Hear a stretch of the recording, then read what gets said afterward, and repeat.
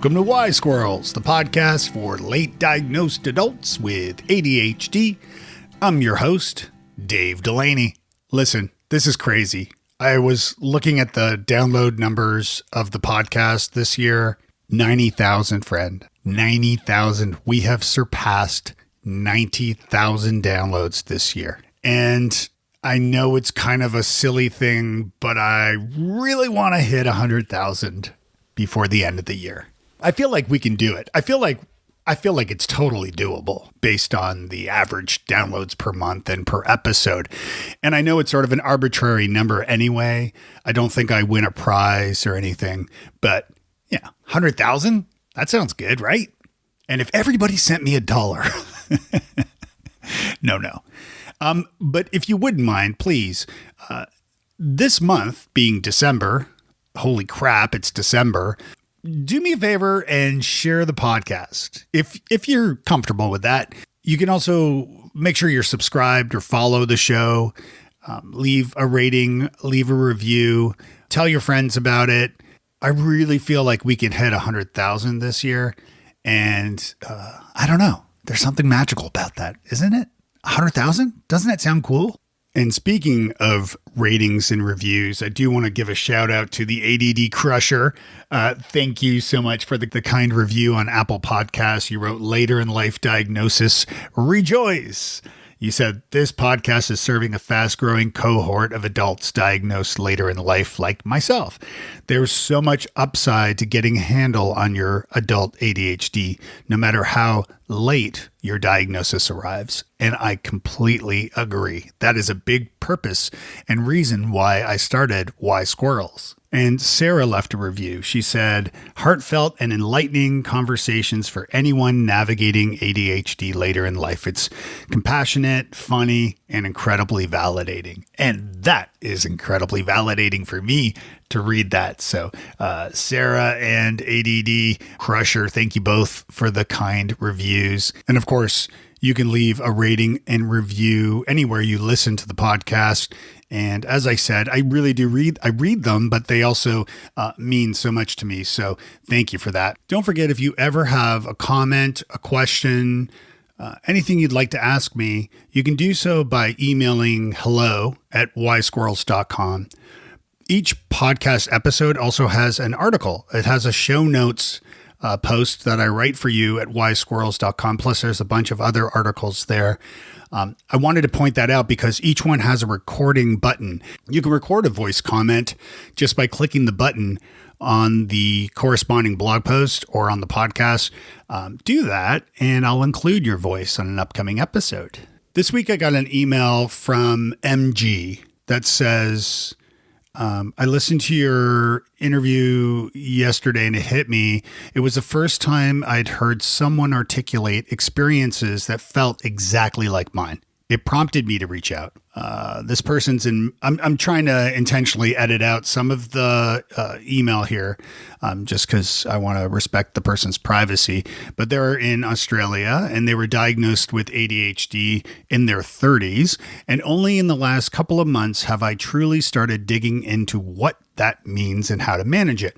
And one thing that's become painfully clear is how much effective communication shapes every part of my life and how much I struggle with it. I've taken Ving Yang's communication course and attended some of his virtual sessions last year.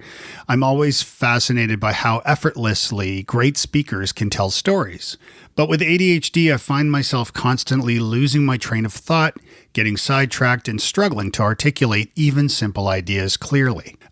I know Ving, he's a great speaker, someone who I've spent a little time with in the past at different speaker groups. But Ving's great. That's why I'm reaching out to you specifically. As someone who also has ADHD and is a keynote speaker, I'd really love to hear your perspective. How do you keep your train of thought steady, both in everyday conversations and when speaking on stage? Any insight you're willing to share would mean a lot. Thanks so much. And thank you for the message, by the way. As I said, I always appreciate hearing from you. Man, I love this question because ADHD and speaking seems to go hand in hand for some folks. I think it's the dopamine we receive from the audience that gets us excited about performing, and not just public speaking, but also just performing in general. And your question about improving your public speaking to avoid, maybe rambling or losing track of where you are. Well, first of all, is give yourself some grace. Not every public speaker has to be some, perfectly scripted actor, right? You can bring your own personality to it. And yes, you'll have ums and ahs. God knows I have them on this podcast. But the point here is to be human. Be good at what you do. That includes some tips. I recently wrote a LinkedIn post at Dave Delaney on my LinkedIn about delivering a presentation, and I had some questions about it. I decided to write actually a LinkedIn post that summarizes some speaking tips. So if you need to give a presentation, or if you're an aspiring keynote speaker, I hope what I'm about to share with you will be helpful too. Here's what I wrote on LinkedIn. Decide on the 3 main ideas you want to leave the audience with the most, and write the speech around those 3 ideas. Add your intro and your ending, and writing this first on paper will help you remember it. It's called the generation effect. It helps you remember things when you physically write them down. So write it down pen and paper first, and then rewrite it digitally and edit accordingly. Then you want to read your speech out loud. Doing so will help you retain the information, as I said before. Now you're saying it out loud. This is called the production effect, and this helps you remember it. Now, do this a few times. In fact, do it a bunch of times until you feel comfortable with the material. Now, you don't have to memorize the speech, but you should be able to recite it well enough. We often create too much pressure on ourselves to memorize the scripts, and it's better to know the essence of the material. Remember, if you drill it down to 3 main areas, 3 main points, it's going to make it easier for you to keep track. Okay, return to your edit. Now, underline the sections you want to emphasize most to the audience. Those underlined parts or points become a presentation slide, and then design the deck or presentation, your keynote or PowerPoint or Canva or whatever you're using, to reinforce and support those ideas. Now, the less on each slide, the better. I learned a lot of this stuff from Gar Reynolds, who wrote the book Presentation Zen, and Scott Shortley as well, who's a close friend who ran an agency called Ethos 3 and is also an author. Next, you want to download a blank storyboard template and use it to design the presentation deck. So in the written section, just jot down what point or story you're making, those underlined parts from before. Then you want to sketch a picture of what you feel will represent it best, like a graph or a photo of a chicken in my case, things like that. Again, you're just sketching this in a storyboard template. So, and you can find those online. It's just a blank. It's basically a page of boxes with some lines underneath each box. Now in PowerPoint or Keynote, you want to add your written points in the presenter note section of each slide. Then you can design each slide based on your sketch or hire someone to help you. Now you print the draft of your presentation on paper, including the slides in the notes section, and use that to rehearse. The image should help you remember the note, and the note should help you remember the section of your speech that it supports.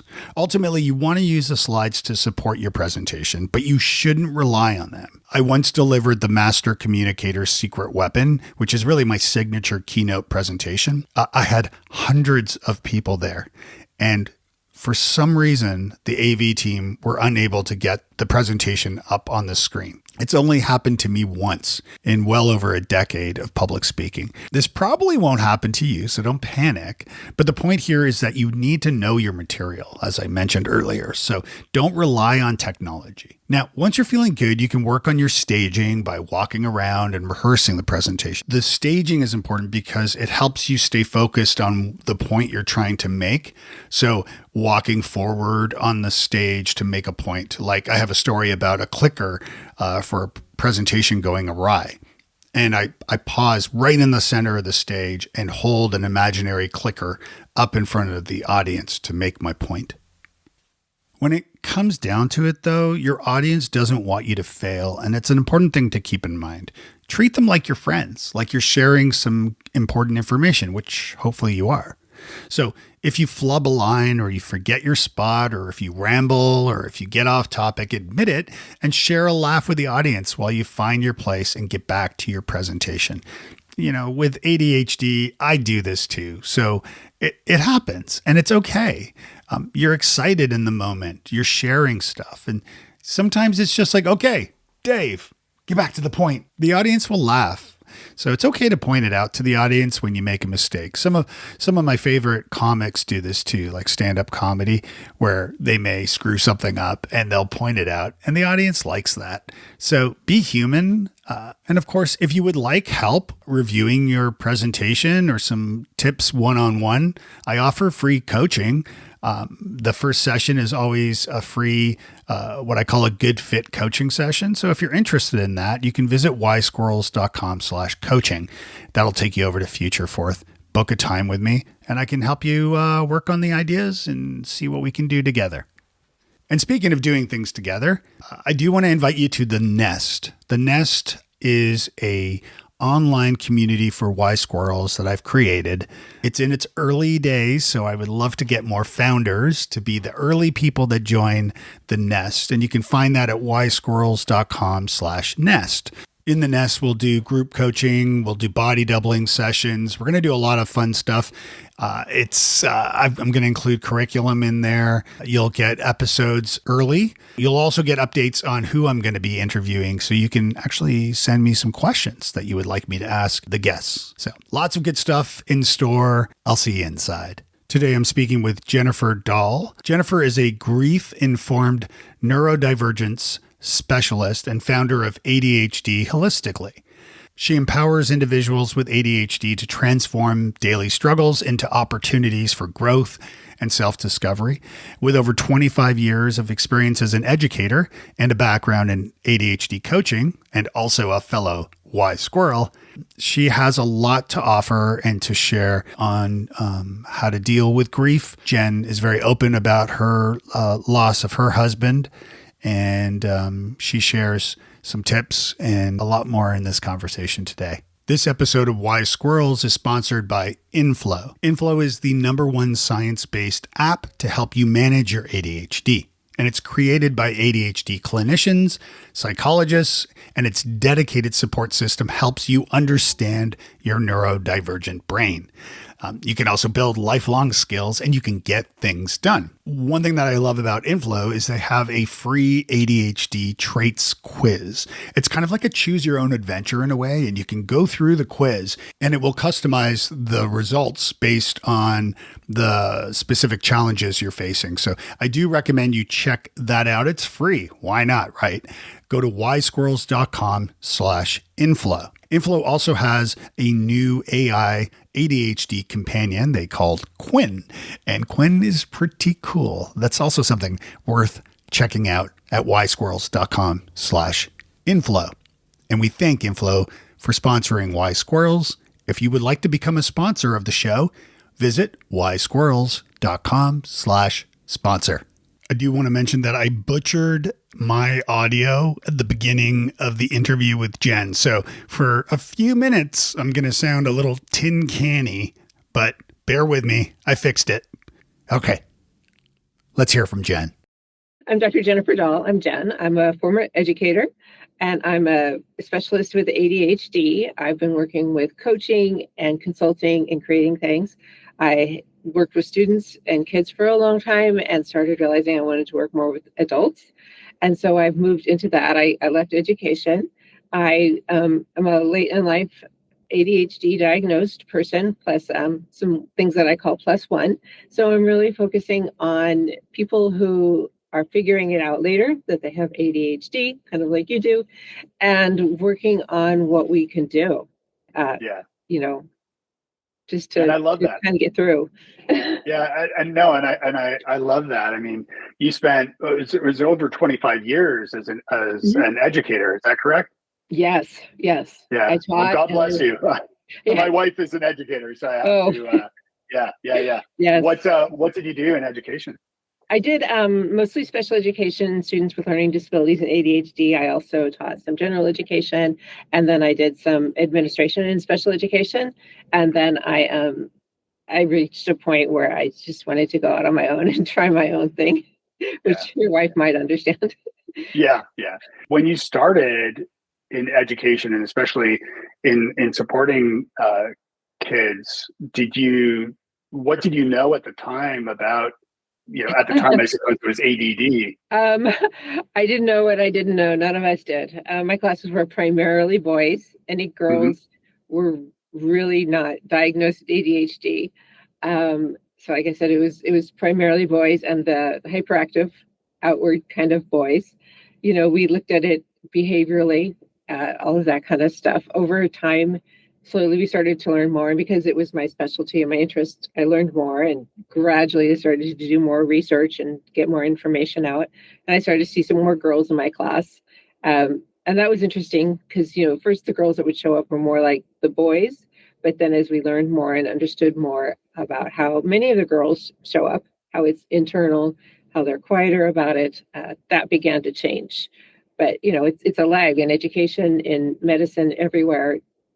That information is just not really out there a whole lot. Yeah, and it's a shame because, yeah, to your point, I mean, this is something I've heard countless times here on the podcast and also just out in the world Mm. and talking with people that, yeah, women were missed Uh-huh. because, in my understanding at least, and you can correct me where I'm wrong, but I think my what I know is that there is really one ADHD and three presentations, and so you've got that Bart Simpson hyperactive inattentive kid Right, like me bouncing around the room, typically right. boys, not always, but typically boys. And then with girls, I use the analogy of Lisa Simpson, the example of Lisa Simpson, Mhm. who's more inward, inattentive. So the inattentive, hyperactive, inattentive, And yes. then the mix, the And then combined. the combined, which I always say is more like Calvin from Calvin and Hobbes. Yeah. And I know we changed kind of over time, but I think more women certainly were Mhm. more of that inattentive daydreamer playing with their Mhm. hair, just Mhm. not focused, and of course not disrupting the class either, and Right. so not So, really a problem for at least for the educator. And of course, grades don't really matter in this example entirely, only because with ADHD has absolutely nothing to do with mhm. IQ or smarts. So you could be a dumbass with ADHD, and you can be a brilliant Right. person with ADHD, like Einstein or Steve Jobs Yeah. or people like that. I think some of the bigger differences we're seeing in people who were a little higher intelligence, where like they could do really, really well in some things, like those areas that you were interested in. And Sure. then people had a hard time understanding why you just could not pull it together for something else. And it wasn't that you were stupid there. You just, ADHD and interest based. If I wasn't interested in calculus, Yeah. I don't care that I don't care. Yeah. And so Right. that would, like, parents, teachers, other people would be like, I don't get you, you know. Right. And so, what year did you start working to support ADHDers? And I know you do work in grief as well. So, I started teaching in 94, I think it was, as a mhm. baby. So all that time, then I ended up going to the district office and kind of work with special ed for supporting teachers and other people. And then I Mhm. went back shortly to the classroom for a little while, right when we were coming back from the pandemic, because I missed being with kids. And then I wanted to be able to go out and do what I knew I needed to do and not be so constrained by other things. Right. Yeah. So, It's so yeah. and so it was around like I guess 2021, 2022 or something when you went out. Yeah, I went back, and then my husband died suddenly and other things are happening, and it was just like, this is just the sign. This is my sign to go out and take the chance and see what else I could do. There was Yeah, books and I I'm wanted to write and people I wanted to work with, and all kinds of things. yeah, and I'm sorry for your loss too. And I Yeah. think is that what kind of put you down the road of supporting people with like grief in grief Mhm. with counseling and so on? Mhm. Realizing how much they intersect and how much people, if they understand one, they don't understand the other. So therapists may know a lot about grief and be good at dealing with grief, but then talking to them, trying to explain how ADHD impacts it. And the other way, if you're having trouble with, no, my brain's not working. You're good. Memory, organization, emotional regulation, they both come up on both sides of it. And in some ways they're the same, in some ways they're not, but just understanding that it kind of makes it even worse. And so also then realizing it's not just ADHD and grief, but like all kinds of things, like they all impact each other. And, people who are working with one group should know more about the other groups too. And just simply that they do impact, and like to trust us that, my emotional regulation might be more off, but I'm not even sure if it's because of ADHD today, or if it's because of the grief, or it's because of both. They kind of all just swirl together. Yeah. And I think we want to put people into one category, but none of us are just one category. No, that's true. And I mean, even, speaking about women, like women typically were, if they were diagnosed with something, they were diagnosed with like anxiety or depression or other things, which are common comorbidities that come along with ADHD. And if my understanding, at least from Dr. Russell Barkley, is that if you don't treat the root cause, if you will, or the root condition like ADHD, then the work that you do on anxiety and depression and other comorbidities associated may or may not be as effective, certainly. And so you're better off, treating that ADHD first, or, and then, and again, with women, Right. they were just missed with the ADHD piece of things. So often tell me, and say, I'm feeling tired, I'm feeling distracted, I have a hard time focusing, I'm emotional, and the jump is to, well, here, you must be depressed and anxiety. Here's a med for that, without looking at anything else. Right. Yeah. Yeah. Or if you turn into a pumpkin around 1 o'clock. Yeah. Which I've heard, I heard in an interview somewhere. Yes. Is that something you mentioned, or? Yeah. I mean, I'm like that too. Like later the day gets, I'm like I run out of steam. Yeah. And I can fight myself on it and be very critical of myself about it. And so it's taken a journey to realize, what your capacity, what your emotional and mental capacity is. And I don't know. And sorry to interrupt. The first thing I heard, or not the first thing, but the first time I've heard of this, I thought, oh my God, I love this idea. Tell me about, because it's on that point. Tell me a little bit about the reverse Pomodoro. Oh, okay. So so a Pomodoro is an idea that you work for a certain amount of time and then you take a break. And for some reason, 25 minutes seems to be this magical amount, but I know when I do it, I have to sit down and like figure out what that word works. So for 25 minutes you work, for 5 minutes you take a break, and then maybe you take a longer break.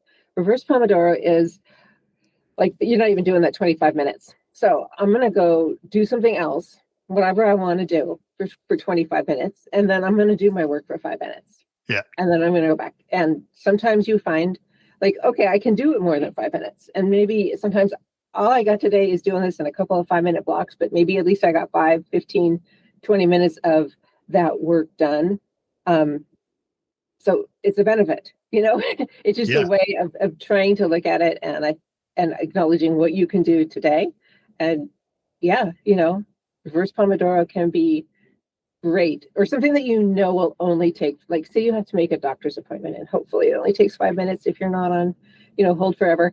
But that kind of, I'm going to 5 minutes on this, and then I'm going to go, I don't know, scroll or go outside or read or play with my dog or whatever it is you're going to do.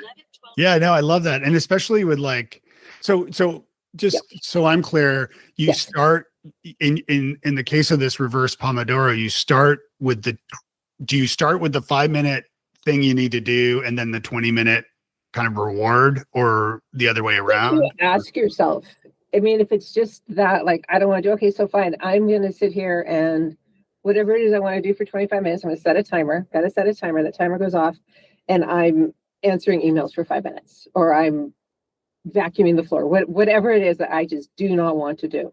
And then I go back. So Yeah, Does often it? starting with what you want to do. But if you can start off with that, okay, I'm going to do 5 minutes of dishes, and then I'm going to do this. If you can get yourself going, that's just another 5 minutes. Yeah, that's great. Do you start with a goal for those 5 minutes? Because obviously, and I think a lot of us, this would resonate with folks where it's great. Like if you start with like a 5 minutes or just getting started on something, Mhm. just for a limited amount of time. Yeah, not 9 times out of 10, perhaps maybe. But if it's something that like you get a little bit into the flow, like cleaning out your inbox, like email, then you're like, hell, I'll just do 5 more minutes or 10 more Yeah, minutes. And then suddenly it's an hour later and you're like, oh, look at that. I cleared out all my email and yeah, awesome. That's great. Yeah. And I actually at ysquirrels.com under the resources tab, I created a digital Pomodoro timer yeah. I there saw for that. people to use. Yeah. So I might experiment with like the idea of kind of repositioning some of that to the opposite. Cause Yeah, I love that idea. yeah. Yeah. Um, So I find it's useful, especially the reverse with like very specific tasks, very specific things. Either I'm just taking a little bite of it at a time if it's going to be something a little bit bigger, or if I know like I could just do this in 5 minutes, but I'm just going to do something else and then I'm going to do it. So yeah, no, that's great. When getting back to the topic of grief and ADHD, you mentioned how, yeah, if a counselor or therapist or someone is or coach understands grief but doesn't understand ADHD, then some of their recommendations or strategies right. or what have you may not be as effective. Let's say, talk to me a little bit about, yeah, how those two come together and maybe some strategies for a listener who may be feeling grief right now, who has ADHD.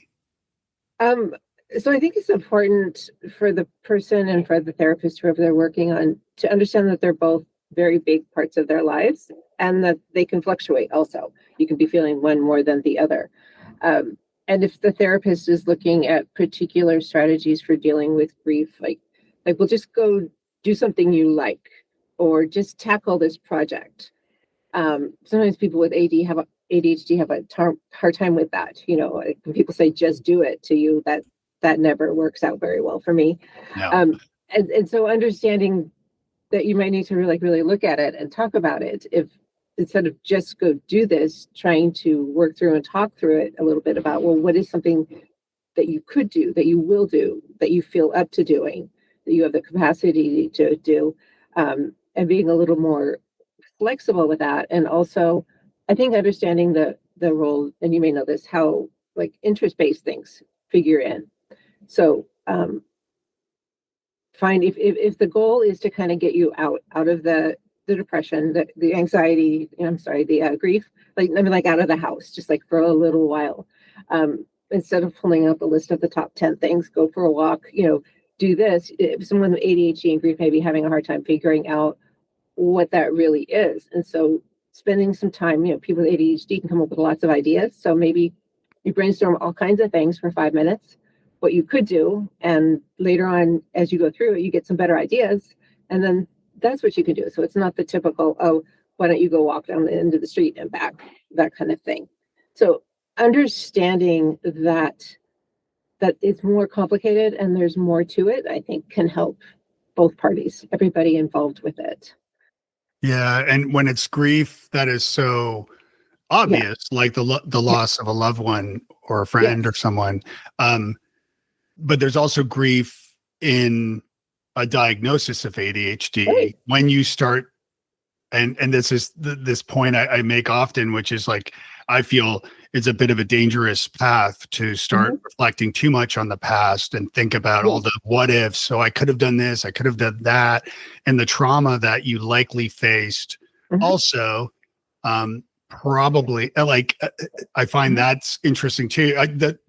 This is something that comes up a lot in the idea of, and a reason that gets me so excited about doing this podcast, by the way, is because I was just having this conversation with a gentleman I met the other day about ADHD, and he had ADHD, and one of his Mhm. kids has ADHD.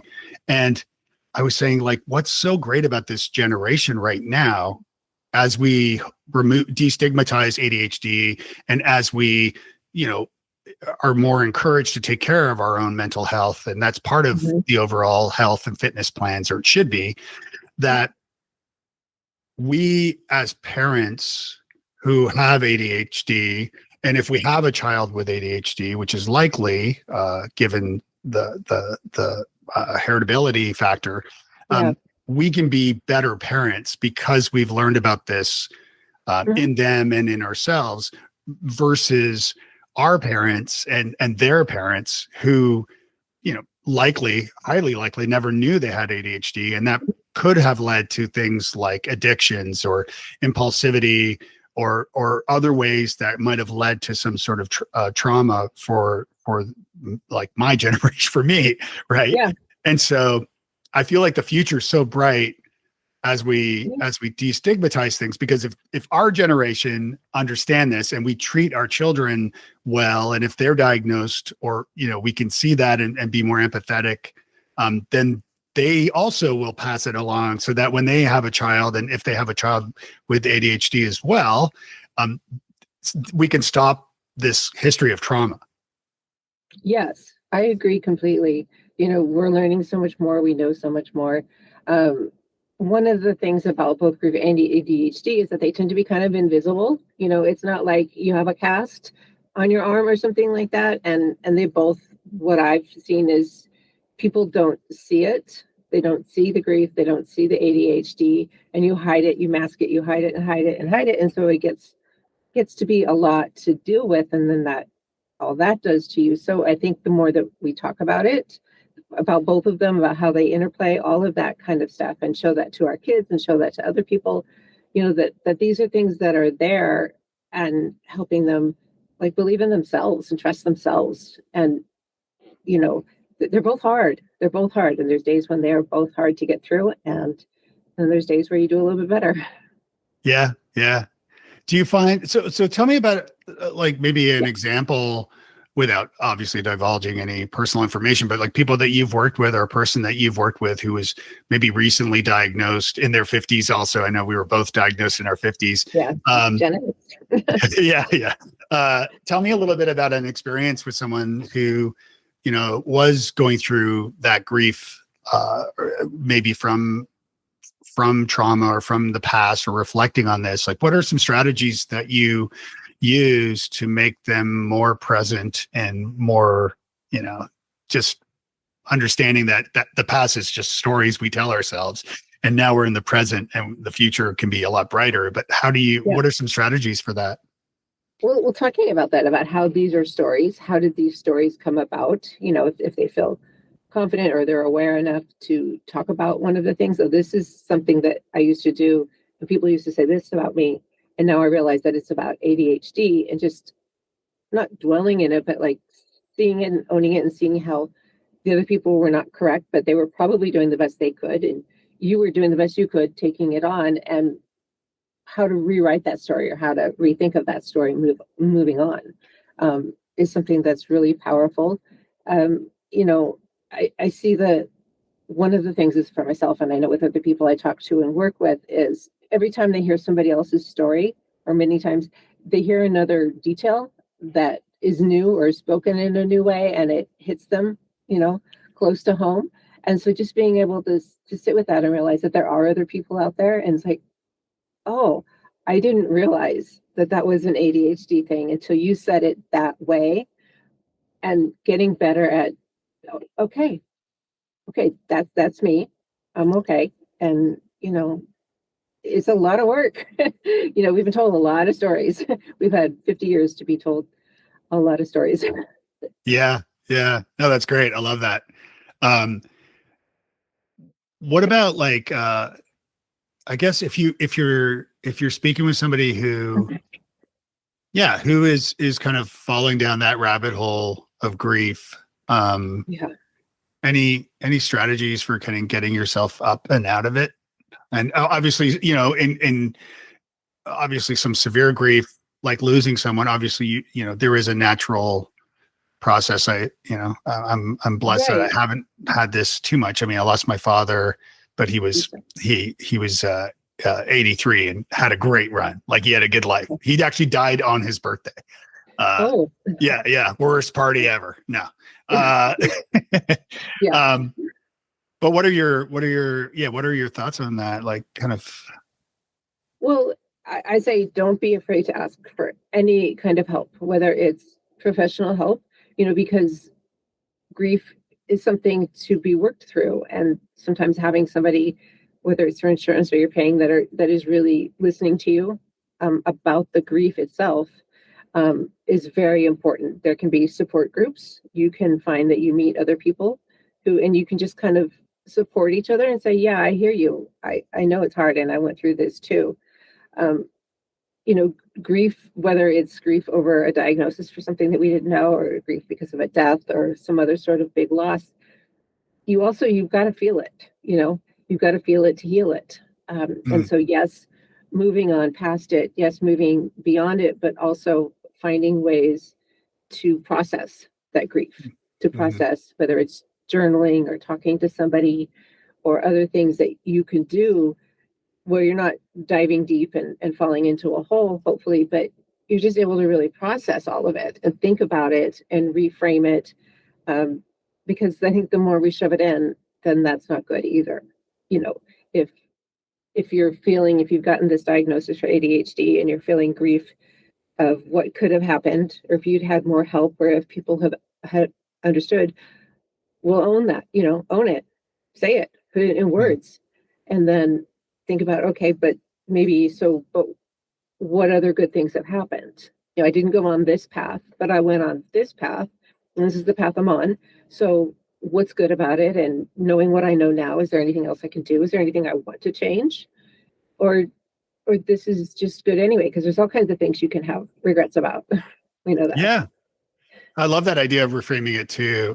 One thing that I've gone through, like in my own sort of journey and with therapy and things, is thinking through kind of like to your point, like reframing. Like the example I always think about is, back in the 90s, I would drink a lot, and of course, with undiagnosed ADHD, that made sense for me. Yeah, self-medicating. Yeah.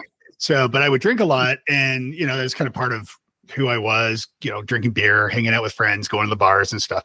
And so I went to Ireland, backpacking Europe to find myself, as you do. And of course, I fell in love with Ireland. I'm a Delaney, so go figure. And I love a drink, even though I'm 5 years sober, I should add. But thanks. But had I not gone to Ireland, and it was sort of an impulsive sort of move, I wouldn't have met my wife. And we wouldn't have the kids that we have now, and the home that we have now, and the cute dog that we have now. And I wouldn't be talking to you, and maybe I wouldn't even know I had ADHD still. So yeah, it's important to look like, yes, I maybe should have been more driven in my career, or I should have maybe not been, out so many nights drinking too much and smoking too many cigarettes and then all these things. Also, like, quit smoking like 25 years ago or something. But yeah, so it's reframing that and looking at it in the positive way. And I think what you just mentioned is a great strategy.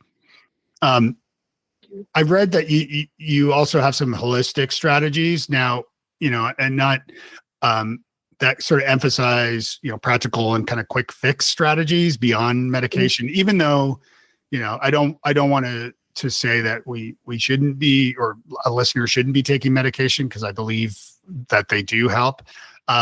But what are some holistic strategies that somebody newly diagnosed, or that they could do in a more holistic way? So more holistically, when I talk about that, I mean, medication, that's up to you. That's your decision. Maybe you're working on that with a doctor, but looking at all the other parts of your life that you can investigate and do something about. I mean, there's the really basic ones that we don't want to hear about. Like, are you sleeping? Are you eating? Are you drinking water? Are you moving your body? And, we can get stubborn about that. We don't want to be told what to do, but we need some structure. And so just starting with little things. What's one little thing you can start doing? Because I'm finding more and more with myself and with clients, with people I talk to, that it's those little steps that we take, the little subtle shifts, the little experiments. That's a word I've been using a lot lately. Use experiments to just try something else and make one little part better, right? So if it's, something like ADHD can struggle with eating, right? Sometimes it gets boring, or like, wait, I have food in the house, but now I have to make something with it. I don't know. And I know everything about health. I know about nutrition. I know these things. It's not a not knowing. And so what I've kind of developed is trying to make myself eat 3 meals a day, which may sound really stupid or really whatever. But for me, if I could just do that, then it doesn't matter what else I eat or don't eat. The days that I can do that, I notice there's just a difference in how I feel and act in general. That's one thing.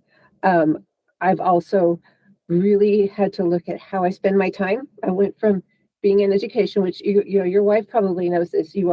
I did secondary mostly, so it's like you are run by bells and calendars.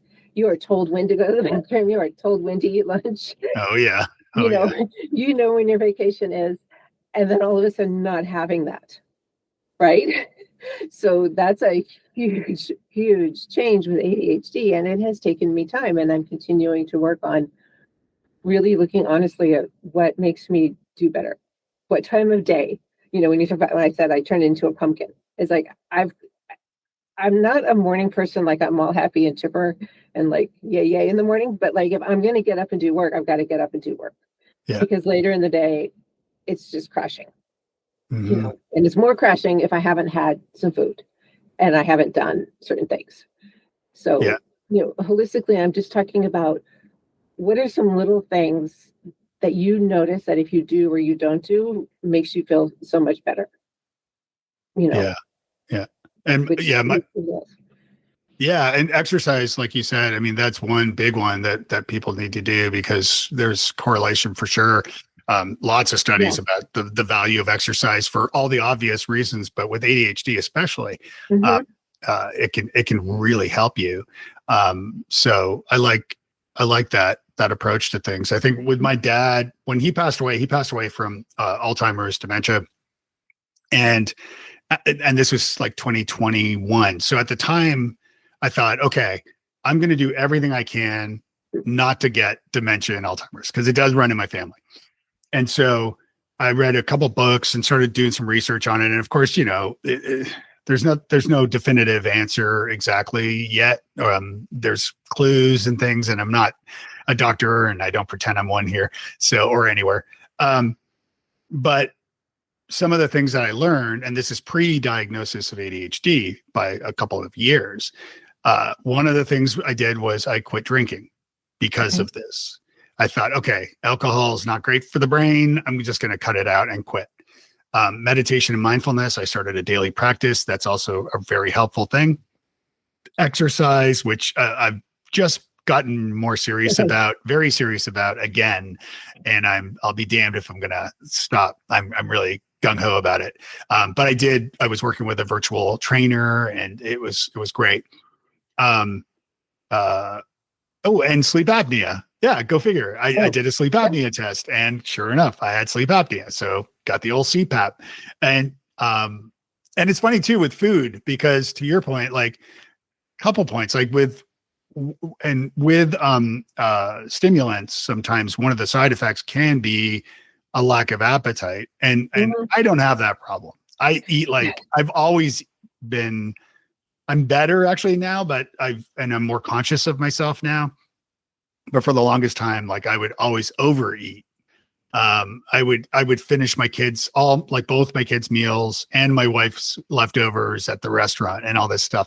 But this was pre-diagnosis. I was taught by my parents that like clear Mhm. your plate. Like you have to eat everything before Yeah. you get back, leave the table. And both my parents, my mom to a lesser degree, but my dad was like super, militant about that point. And so I would always have to eat everything. And I always just thought that was why I overate because I was raised that way. And it might have been part of the reason, but the other part was because of the ADHD undiagnosed that, we tend to be excessive in some Mhm. ways. And for me, it was with food, certainly. So among other things, I guess. Yeah. So yeah. You've definitely. talked about attention misallocation. Mhm. Um, talk about what you mean by that as it pertains to ADHD. So, sometimes I think people think that ADHD means that you can't pay attention, you aren't able to, but you may have noticed it's like I think there's more of a tendency to be able to pay attention to certain things. And so that kind of goes back to that interest-based thing. You can hyper focus on something, you can deep dive into something. The things that you want to pay attention to, you do, and the things that are not interesting is really hard to pay attention to. It's really hard to. And you know, I know in school, I think I must have perfected some sort of facial mask that made it look like I was just so interested because I would just be somewhere else. And then a teacher, professor, like they obviously thought I knew the answer, so they would call on me, and I'd be like, "What?" And then you just sort of say something because Yeah. words come out of your mouth. Um, but it's more your attention goes certain places, and it's harder to bring it back to other things that you may want it somewhere else. And other people have a hard time with that. So if you're working on a project, if you're doing things like that that aren't really that interesting, it can be hard to stay with it. And then it's also why if you're working on something and like I find it's often much easier to write on paper. First of all, I old school, so I like to write on paper, but I can't open other tabs in a notebook. Like if I'm Yeah. online and I'm trying to write on my Google Docs and then, oh, well, I'll just go look at this, or, oh, hey, an email came in, or, oh, I wonder, what's going on this weekend, and you've just Yeah. lost it because you just go through those rabbit holes or like really deep diving into some fact. You're writing about whatever the topic, hamburgers, and all of a sudden you've found out the history of hamburgers and the best place to get them in Toronto and Berlin. And, like, well, that was fun, but I didn't do what I was supposed to do. Yeah. And then you start researching French fries, Yeah. Yeah. the history of French fries or whatever. Yeah. Because Yeah. was it American fries or what did they like after 9/11? They were like, see, we're doing it right now. We're on another topic. Freedom fries. Yeah. Yeah. Freedom fries. That's what it was. I remember. We're Yeah. on another topic already. That's hilarious. That's hilarious. Yeah. No, you're absolutely right, though. Um, where are you based, by the way? I forgot to ask you. Oh, I'm in the Los Angeles area. Okay. Cool. Yeah. Cool. How about you? Um, Nashville. Oh, okay. Yeah. So Toronto originally, Nashville for the last Okay. 18 years. So Oh, wow. yeah. Yeah. Good for you. Yeah. Yeah. But I love LA too. LA's are Yeah. great. Are you from LA originally I'm or from that? the Bay area, yeah, and I live out here, and I have a workspace and an office over in Pasadena. So the Rose Parade route, Colorado Boulevard, is just right there. I like it here. Nice. I've always, yeah, I like it. I love California. Every time I go to California, I'm always like, this is my place. Like, and then I'm like, I can't afford it. Yeah, there's that. There's that. Yeah. But I know I absolutely, But yeah. the food, the weather, everything. Yep. Yeah. And people But are I'm sure awesome. Nashville is nice. Yeah. Oh, yeah. Nashville's great. But yeah, no, I love it out there. I mean, I'm a bit of a film nerd, so Okay. the Hollywood attraction is Mhm. definitely in there for me. And then also like I'm big into comedy, and Okay. so obviously LA's an important place for comedians and Yes. comics and things. So and then of course I finally convinced my wife I took her for our anniversary a couple of years back to up to Pacific Highway, like Highway 1, Oh, and okay. all up around Carmel and Yeah. down to Santa Barbara along the coast. And it was just like, oh, this is as Beautiful. great as I remembered when I was a kid. So Also expensive, but beautiful. yeah, I kept telling friends here that we were there. Yeah, well, we looked at a house. We did. We looked at many houses as we drove past them. Yeah. Yeah. Not there yet.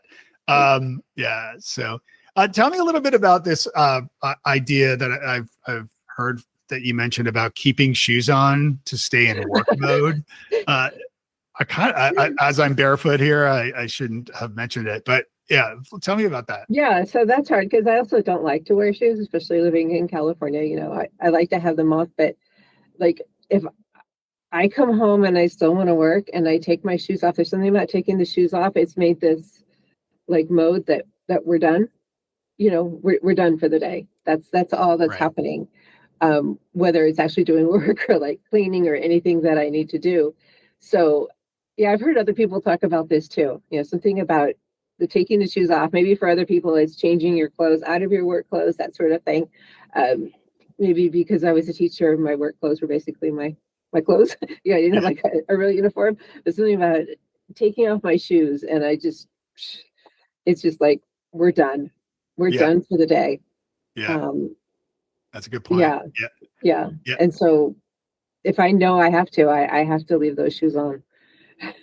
It's great. Peter Shankman, who was on the first episode of Wise Squirrels way back when I started this podcast, talked about I believe he said like going to sleep, like he would sleep in his workout clothes so they would be What? on in the morning. I'm not quite that extreme, but lately I have my like workout shorts Mhm. next to my bed. Yep. So like when I go to bed, I just dump my clothes on the floor, and then I'll just like in the morning I'll put them back. I'll put the same shirt on, the same, and then my workout shorts, and then go out and do my thing, and then get home and shower and get changed and stuff for the day. Yeah. So, but just by having the clothes there, I remember he was talking also about because my wife totally dresses me when I leave the house. Thank God, because I once came home from a speaking engagement and she's like, did you wear that today? And I was like, yeah. And she's like, oh my God, you look like a chocolate bar. It was like all brown clothes, like brown shirt, brown pants, brown jacket, brown. She's like, what are you doing? And I was like, oh God. So, thank God she's there for me. But Peter Shankman talked about, he's got like a walk-in closet, and on one side it's all like speaking and media clothes. So it's like, Mhm. but it's like the same few colored jackets and slacks and that kind of, and shirts. And then on the left side is more like just anything else, so like jeans and t-shirts. Mhm. And so he Yeah, knows that's based a on good his idea. day which way to go.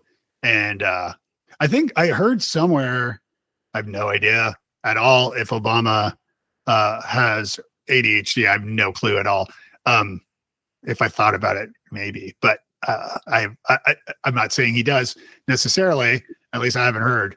But he did talk about somewhere. I remember him talking about having like the same colored suit, like Yeah, I think I've multiple, heard that too. the same Yeah. outfit. So like he would like, this is what you wear today. Like this goes with this, goes with this. Yeah. And yeah, as I think about it, I'm like, man, I should probably start doing that. Yeah. Yeah. Except then I get bored with it. But Right. yeah. Yeah. Yeah. That pesky novelty curse, right? When the novelty Yeah. runs off for an ADHD, then it's Yeah. like, okay, that doesn't work anymore. Damn it. So they do have certain clothes like, okay, I think I'm going to be on camera today. And okay, this Yeah. at least from the waist up looks a little bit better. And, Yeah. t-shirts. And I used to put my running stuff like in the bathroom ready for when I get up. And like sometimes if I was going to go to like a yoga class later, I would put my yoga clothes on and wear them all day because otherwise I would feel really stupid if I Yeah. wore my yoga clothes all day and didn't go to a yoga class. I love that idea. Yeah. Yeah. That's Yeah. smart. So all those, I had another thought and then I forgot. So, Yeah. but yeah. Um, uh, as far as education goes, Uh-huh. and I was also having a conversation with someone recently about education. And of course, I mean, the analogy I used right away was I was thinking of like, okay, well, like teachers aren't always teachers. Like if you pretend a teacher is a chef, let's say, and the chef is given like mediocre food, quality food, but they still have to cook something and make it really well, do it really well. And yes, they'll probably have to use their own money to go and buy some Mhm. ingredients because, um, but I sometimes think of this. I haven't even borrowed or shared this with my wife, but um, teachers are, as you said, like teachers are like taxed over, like they're just busy, like extremely busy, overworked, underappreciated, underpaid. Um, and so it's easy to understand why maybe an ADHD or like a kid with ADHD might get missed or might get just pushed along. Like I graduated, I graduated 7 years of classes because the teachers just didn't want to have to deal with me again. And I think that's how I got to my seventh grade, and then was held back that year. Pat Riley, God bless him, he was a great teacher.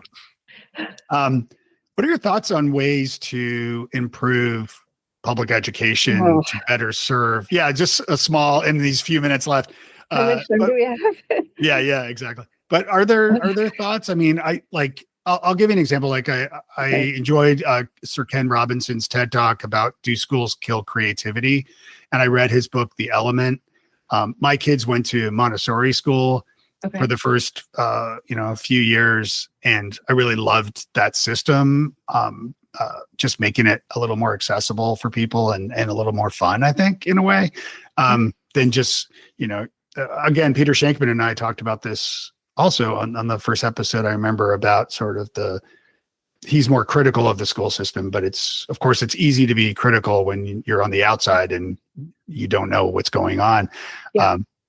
Are there ways that you think good, like small or big, that could improve education for neurodivergent people, especially Um, ADHDers?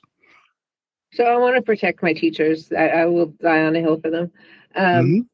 I I think knowledge and information, I think teachers, just like doctors, just like therapists, they're given this much, if any, training on ADHD, and it's probably quite outdated. Mm. Um, and they have so many things they have to learn and do and follow. And so, but just real actual information, and I'd say administrators and the people in charge too, because like often the people in charge make decisions that you know may not be that useful. Hmm. So I think just general knowledge, both on the teacher, the adult side, having information about like just basically the different kinds of ADHD, and that it's not all the same, Yeah. and what somebody might be doing that's actually kind of masking ADHD. And then for the students and the kids, I mean, I've always been really big on self advocacy, having them know. So many didn't they didn't know why they were in classes, or they knew they had ADHD, but they didn't know what it meant. Um, and they didn't know what it meant for them, or how to work with it, or what to ask for. And as they grow up, that's what we want, is them to be adults who can say to their partners or their friends or their bosses or whatever, look, I struggle with this, and it would really be great if we could do this to help it out. Like don't give me 5 directions verbally.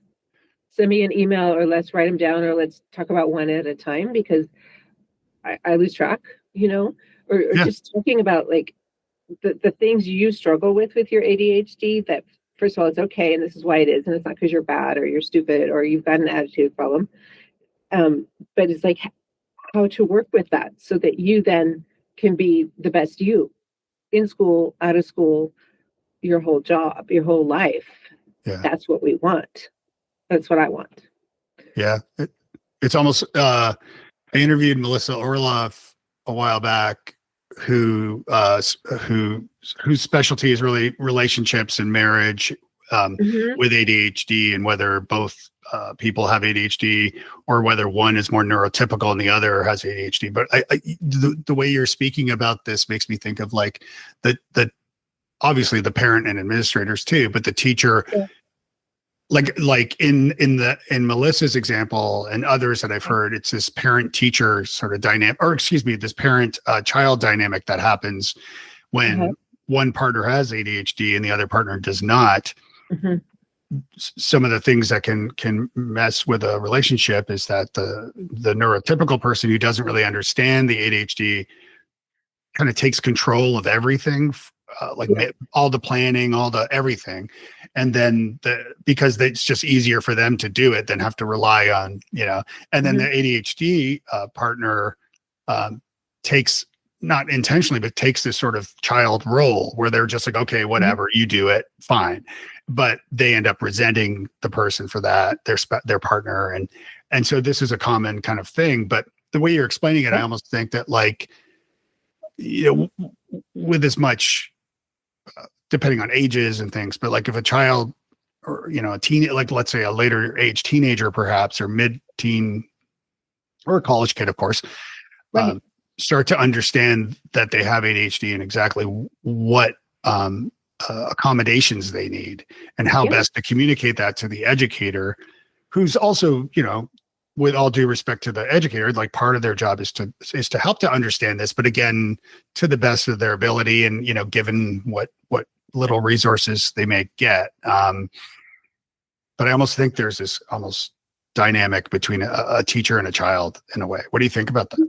I agree. And the more they can talk to each other and understand, and the teacher can understand basic things about ADHD and that everyone with ADHD is different. And then, but the student, the person also needs to work on learning what it means for them, like where their parts, their strength, their struggles really are, and also what they do really well. Because sometimes we focus only on the struggles, but like you're also really, really good at this or that. So focus more on those kinds of assignments or in groups doing that kind of a role. Not that you don't learn how to do other things, but work towards your strengths, work on your struggles, and then figure out what doesn't matter. There's the other thing too, is like, does it really matter if you've done some specific part of the task? Because maybe it doesn't. Yeah. Yeah. I mean, whether you're talking at school or at home, does it really matter if, I don't know, the recycling bags are put in this one place? And if it matters that much to you, then you just do it. Or, Yeah. It makes sense. Oh my gosh. This is the time is just flying by, Jen. I know. This has been so great. Is there anything I didn't talk to you about or ask you that maybe we didn't cover or? No, this was great. I mean, I love the conversation, and two ADHD people, we just go wherever it goes. Yeah. And we understand what each other is talking about. But I really believe in advocacy, self-advocacy, and figuring you out and taking that time and just having that grace that, I think is getting better. I think people are getting better at that and learning more about it, which is really special. I agree completely. I think, self-knowledge is so important, and understanding your neurotype in this example is so powerful because you can, legally, by the way, legally, your employer has to provide accommodations. Right.